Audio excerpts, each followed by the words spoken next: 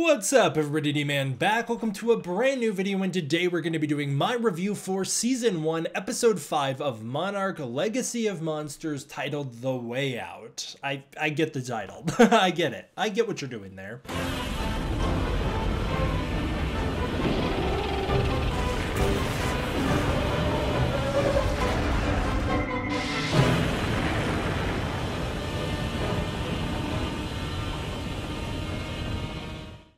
Okay.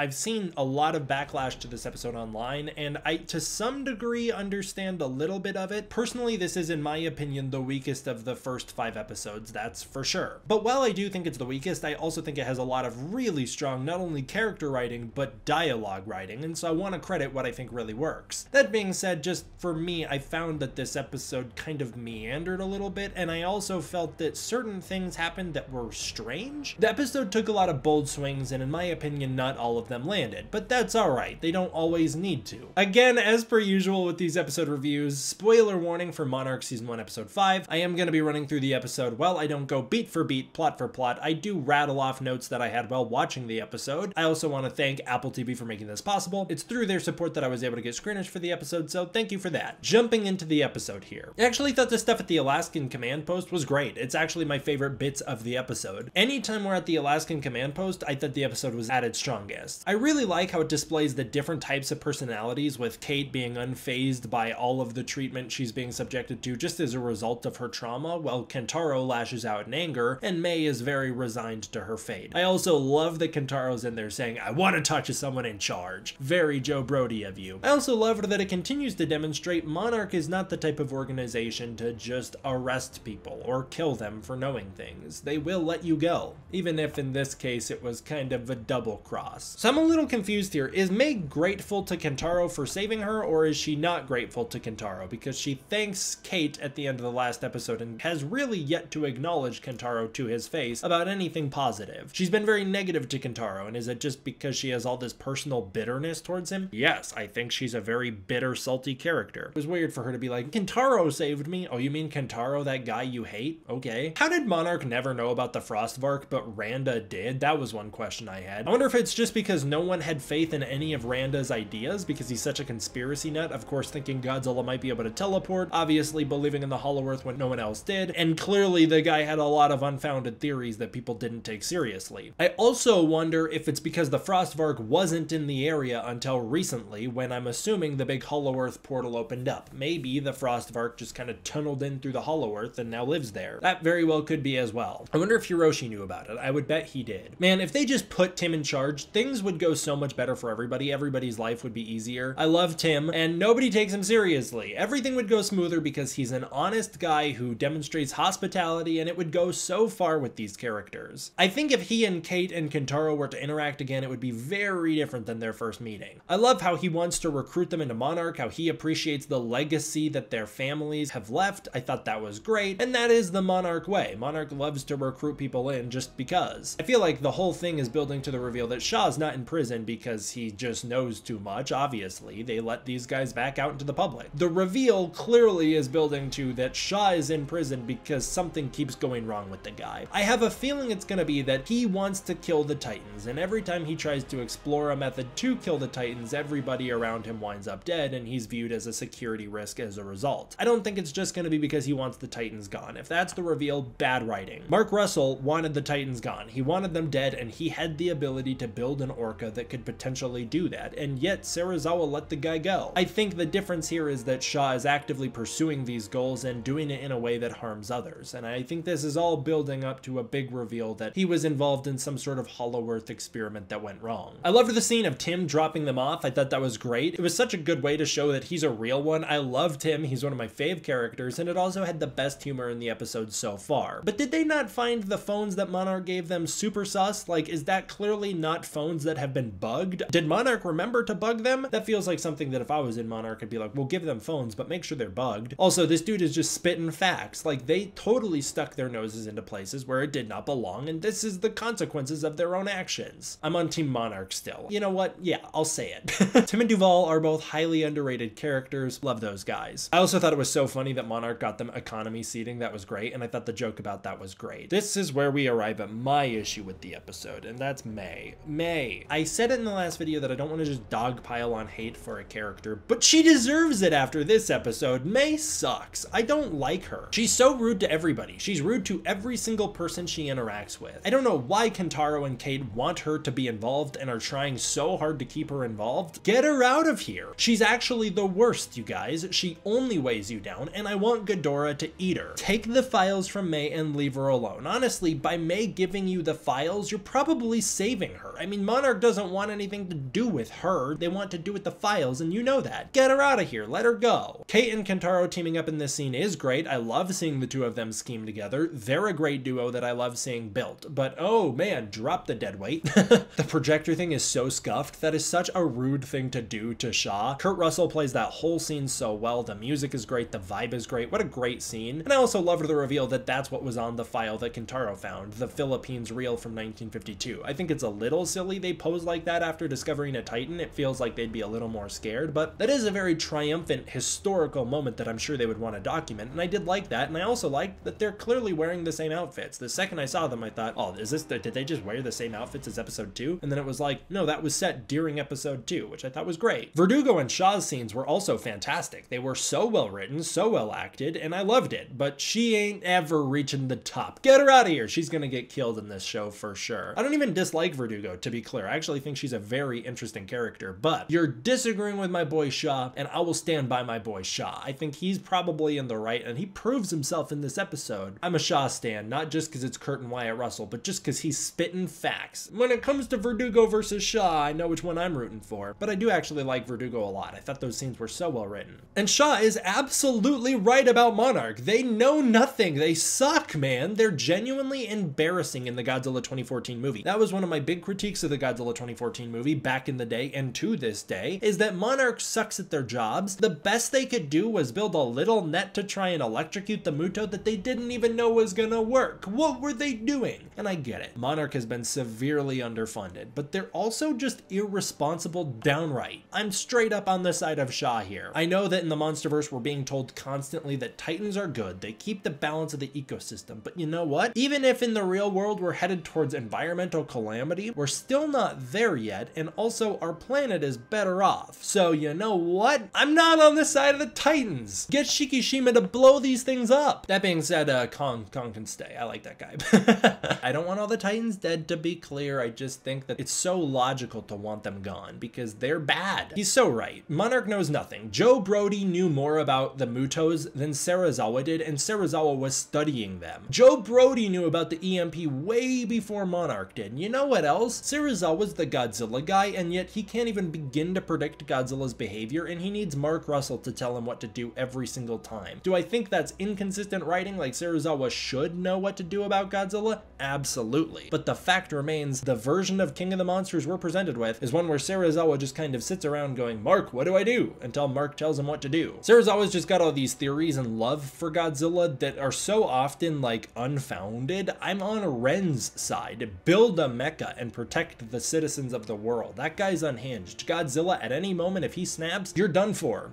So yeah, I think that's great. I also think it's building to the reveal that Shaw believes in the Hollow Earth. He knows about it. He knows it's there. He knows it, and everybody is denying it. Nobody wants to believe it. That must be one of the secrets that he's not telling people. Also, is it that Verdugo thinks Hiroshi is dead? She thinks Hiroshi's dead, or is she just now realizing that he's alive? Did Monarch really think Hiroshi died, or is it that she's just like, you ain't getting out of here, Shaw? I don't quite know what she was implying right there. I think what they're building to here is the reveal that Shaw was involved with a Hollow Earth mission gone wrong that killed every single person but himself, and that is why he ages so slowly. And if that's the case, that's going to be a very complicated pack of worms to unbox here, leading into Godzilla x Kong, where Monarch lives in the Hollow Earth. So I'm very curious to see how they handle this, but I do like that they are giving extra weight and adding on to the idea that this guy's aging is weird. Clearly this guy has something biologically neurologically wrong with him that causes him to age slowly. Also, Tim's "it's all in the files" joke I thought was great. Probably my favorite joke in the episode. Joe Tippett's line delivery is so funny. Amazing world building in this episode. Loved the return to Oakland. Loved the anti-Godzilla bunkers being sold. Loved the relocated neighborhoods. The only thing I didn't love is that the featurettes in the background of the ads, they use the 2019 Godzilla silhouette. How would you know about that? The only thing the public has seen is the 2014 design. So what is up with people already predicting where Godzilla's design is headed? I didn't like that. James is a real one. I liked James. I think he's a little young, but I still ship him with Caroline because first of all, dude's got good taste, and second of all, he's such a nice guy. Caroline is played by Tamilyn Tomita, and huge shout out to her because she did fantastic in this episode. I loved her. She brought so much weight and emotion to the episode, and so big shout out to her. Also, another big shout out to Anna Sawai for doing a wonderful job in this episode as well. All of the actors do a really good job in this episode, but Anna Sawai does a really, really good job here. As I've pointed out, and I will continue to point out anytime it pops up, the Salesforce Towers and the skyline for San Francisco, which doesn't make sense because the thing wasn't built in 2014, it was built much later, so it just shouldn't be there because that's when the city was left. It's not like they moved in, built it, and then also destroyed it partly. That tower shouldn't be there, so get it out of the skyline. Kentaro adding some nuance to the San Francisco tours was so great, and I love how everything in this show is not black or white. Every time we're presented with an idea, we are presented with the idea, and then also there are downsides to the idea, which I really like. I like that they can be like, well, they were selling tours of the city, how despicable, but also it could be a way to try and locate people who may be missing. I thought that was really smart. Are Cate and May gonna become a thing? That's my big weird question lingering after this episode. They're constantly holding hands and holding each other. If that's gonna be where this show leads, it's absolutely whack. I don't ship it. I don't like it. That's bad. I think that's bad. I think it's weird. Isn't it weird to date your boyfriend's sister? That's weird, right? It would be weird if Kentaro also wanted to date Cate's girlfriend. It would be weird. I don't like that stuff. I think it's ishy. I know that it's not technically wrong. I know that there's nothing technically wrong about it, but morally, that's a weird thing. Feels gross. Is that where we're headed? I think that might be where we're headed, and I really hope that's not where we're headed. Cate, brutal stuff. Ouch. So rude to her mother, but I like that they have retroactively justified all of her actions to her mother because clearly Caroline sent Cate to Japan semi-maliciously. I mean, she didn't send her there unknowingly. She sent her there to find out the ugly truth and didn't really care about how Cate felt about that. I know that it was like, well, I wanted to get you out of the house, but like, oh my gosh, there's better ways. That was a really interesting way to retroactively make us reevaluate Cate's actions throughout the show. I really liked that. And also, I thought the way Caroline played that whole reveal was with so much heart and emotion, and I didn't feel mad at her for it. I thought that it was played so honestly that I really loved it. Caroline also attempting to treat Kentaro nicely, but completely failing. It was just great human drama that I really loved in this episode. I also loved the contrast between Caroline and Emiko and how they both handled things. Emiko was semi in denial, but undeniably kind to Cate, going out of her way to be kind to Cate regardless, but she was kind of denying the truth, and then she sort of accepted it, but it's clear she doesn't want to come to terms with it fully, whereas Caroline is clearly bitter and resentful about the whole thing and has known for a while and just didn't want to confront the reality of it. It was good stuff. Kind of weird of Cate to want Caroline to kick Kentaro out of the house. That was strange. I did like to see how their lives were totally crumbled as a result of Godzilla and how they were now currently living in this little crappy house with Cate having this teeny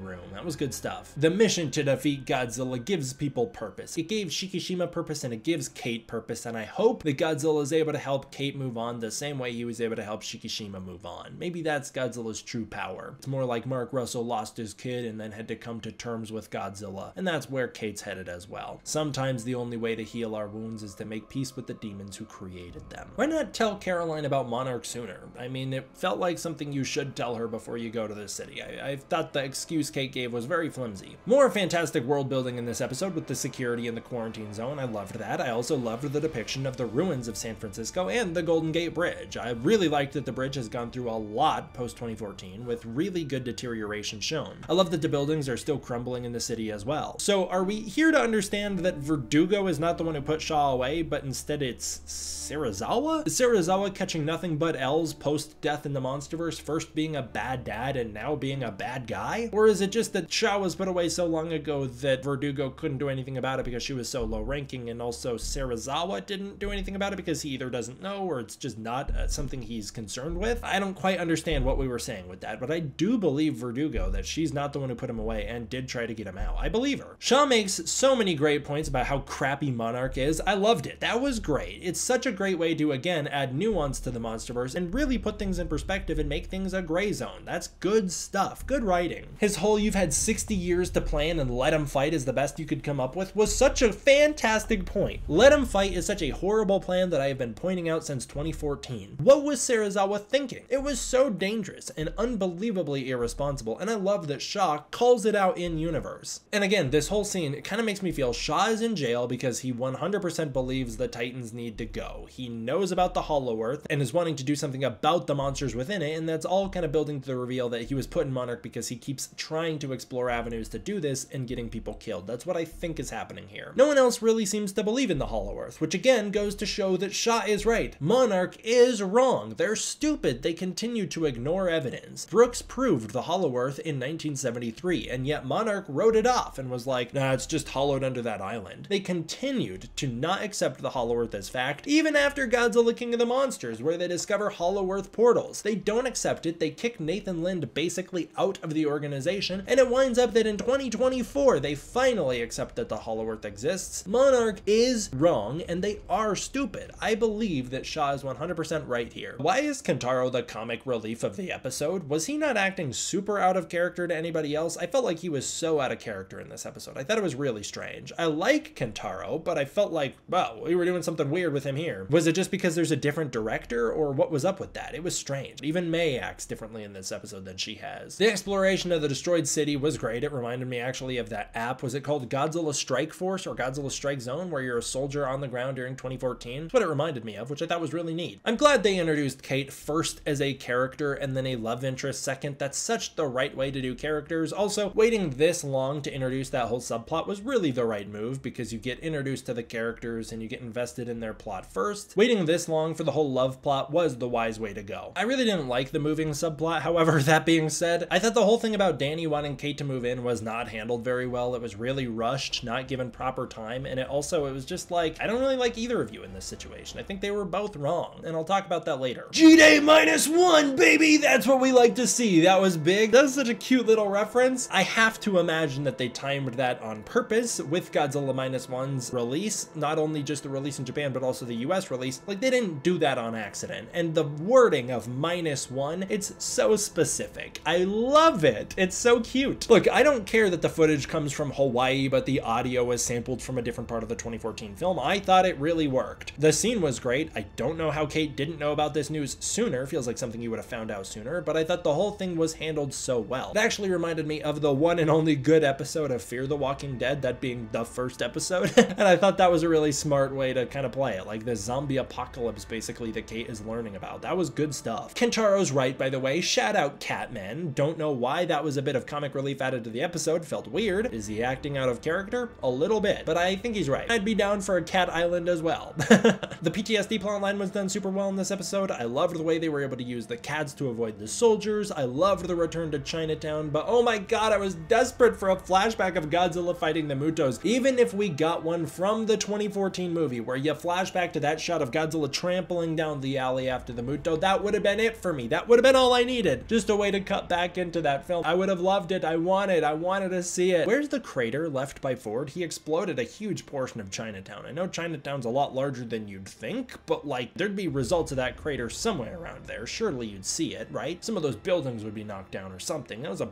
big explosion Ford released. It's also like the Muto nest. Like, it was a huge deal. It was a huge center point in San Francisco. Like, come on, where was that? The way Kentaro cheers Cate up was so sweet. I loved it. I loved the relationship building, but May was absolutely right, guys. Use your inside voices. Also, they ruined those people hiding in the subways, exposed those guys. It was brutal. I did appreciate, though, that you could see those guys wandering around the subways before they were even relevant to the plot or the episode. And I guess, yay for realistic depictions of panic attacks. As someone who struggles with anxiety myself, I do appreciate honest portrayals of anxiety attacks. I think it's always nice to see that kind of stuff in media. I don't really understand why people have made such a big deal of it post Puss in Boots. I think it's kind of awkward, but it's nice to see. Personally, I would have taken things a bit further. I could have gone for a Nightmare Godzilla a very nightmarish interpretation of Godzilla that flashes through her mind, much like the nightmare Gamera from Gamera 3. That could have been a wonderful way to build the tension, not only to give us Godzilla in the episode properly, but also to truly show how traumatized Cate is. Like, that would have been epic to see. Even if it was the exact same Golden Gate attack, but now with a nightmare Godzilla design, that would be incredible stuff. Also, then you could kind of play around with a little more Toho-esque design in the MonsterVerse if you wanted to. That would be cool too. Cate seeing Kentaro as Hiroshi was really good, and I also really liked the way Mei calms Cate down. I thought that whole scene was handled so well. That was a bad line where she goes, "Are you moving out? You just noticed that? You were with her all night, presumably. How did you just notice that she's moving out?" Bad line. Also, did she have time to pack up, like, in between the last conversation on G-Day -2 and now? That was weird. Danny, now is not the time either. What are you doing here with your relationship drama? Are you kidding me? First of all, quit pressuring Cate to move in with you after she has made her position clear. That's just being a bad partner. And second of all, are you for real? There are kaiju on the move headed for the city right now. There are bigger things to worry about. What are you doing? It'd be like if Elle called Ford in the 2014 movie and was like, "Hey Ford, by the way, why have you not been cooking dinner lately? Dude's trying to fight a monster. What are you